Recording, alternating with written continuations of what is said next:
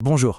Aujourd'hui, on va décortiquer une histoire assez complexe et, disons-le, plutôt inquiétante. On a d'un côté des provocations militaires russes, de l'autre, un gouvernement américain complètement paralysé par un shutdown. Deux événements qui, à première vue, n'ont rien à voir l'un avec l'autre. Et pourtant, on va voir comment ces deux crises s'entremêlent pour devenir un seul et même test, un véritable test de résistance pour l'Alliance occidentale. Alors, voilà comment on va procéder. D'abord, on va regarder la menace extérieure, ce qui se passe concrètement sur le territoire de l'OTAN. Ensuite, on se penchera sur ce fameux article 5, le cœur du réacteur de l'Alliance. Après ça, on traversera l'Atlantique pour comprendre cette crise politique américaine, le shutdown, puis on verra comment Donald Trump est au centre de ces deux histoires, avant de conclure en se demandant ce que tout ça signifie pour l'avenir de l'OTAN. Allez, on commence par le début, la menace la plus directe. Tout part de là. Une série d'incidents, d'activités militaires russes qui se multiplient le long de la frontière est de l'OTAN. Et là, tout s'enchaîne très vite, c'est presque méthodique. En à peine 10 jours, regardez. On a d'abord 19 drones qui violent l'espace aérien de la Pologne. Quelques jours plus tard, un drone survole la Roumanie pendant près d'1 heure. Et puis, le 19 septembre, on monte encore d'un cran. Ce ne sont plus des drones, mais carrément 3 avions de combat qui pénètrent l'espace aérien estonien. La provocation devient de plus en plus frontale. Et bien sûr, face à ces incidents, c'est une véritable guerre de communication qui se met en place. D'un côté, Moscou qui nie tout en bloc. Non, ce sont des erreurs de drone, du brouillage électronique, bref, ce n'est jamais intentionnel. Et de l'autre côté, les dirigeants européens qui disent « Attendez, on a des indications que c'est tout à fait délibéré ». Pour eux, c'est clair, Poutine est en train de tester les limites de l'Occident. Et ces incursions, elles ne sont pas anodines du tout. En fait, elles touchent au cœur même de l'OTAN parce qu'elles mettent directement à l'épreuve son principe le plus sacré, le fameux article 5. Cet article 5, c'est la clé de voûte de toute l'Alliance. Le principe est simple. Si on attaque un membre, c'est comme si on attaquait tous les autres. C'est la clause de défense collective. Et ça change tout. Ça veut dire que même ces petits incidents, ces drones, ces avions, ils pourraient potentiellement déclencher une réponse militaire de toute l'OTAN. Et cette citation de l'ancien général américain Ben Hodges, elle est vraiment percutante. Il dit en substance, il y a 10 000 soldats américains en Pologne et ça n'empêche pas la Russie d'envoyer 19 drones.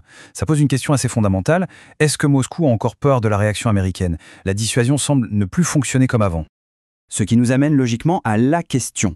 Pendant que la Russie joue avec les nerfs de l'Alliance sur son flanc Est, que fait son membre le plus puissant, son leader, les États-Unis? Comment réagissent-ils?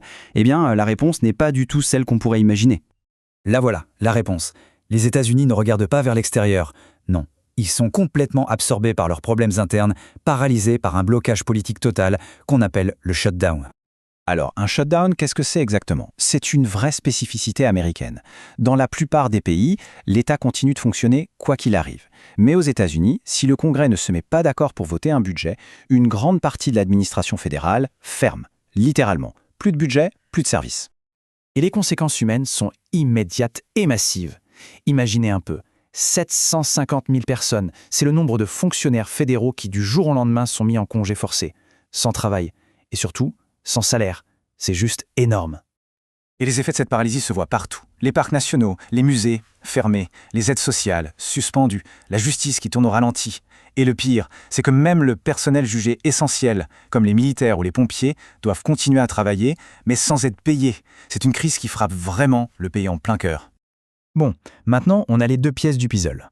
Une menace extérieure d'un côté, une paralysie intérieure de l'autre. Il est temps de les assembler. Et au centre de tout ça, qui retrouve-t-on? Une seule et même personne, le président Donald Trump. Le blocage politique est total et chaque camp se renvoie la responsabilité. D'un côté, Trump accuse des démocrates de vouloir financer l'immigration illégale avec l'argent public. De l'autre, les démocrates accusent le président de prendre le pays en otage, d'utiliser cette crise comme une arme pour faire passer son agenda politique. Le dialogue est complètement rompu. Et cette phrase, publiée par Donald Trump en plein milieu du shutdown, est très révélatrice. Elle montre que pour son administration, cette crise n'est pas juste un problème à résoudre. Non, c'est aussi une opportunité. Une opportunité pour repenser en profondeur le rôle et la taille du gouvernement fédéral.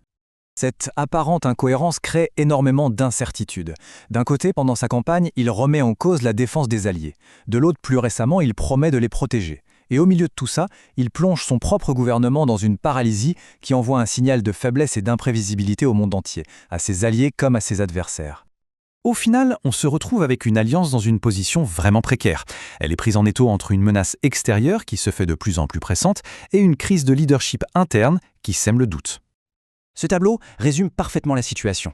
D'un côté, la Russie, qui teste activement la solidité de l'alliance avec des actions militaires, de l'autre, les États-Unis, qui sont paralysés par leur propre querelle politique.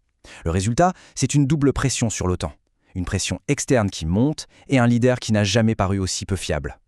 On termine donc sur cette question qui reste ouverte. Une alliance comme l'OTAN, c'est fait pour résister aux chocs extérieurs. Mais est-ce qu'elle peut résister à un choc extérieur et à une crise interne de son principal leader en même temps? C'est toute la question. Et la réponse pourrait bien redessiner la carte de la sécurité mondiale.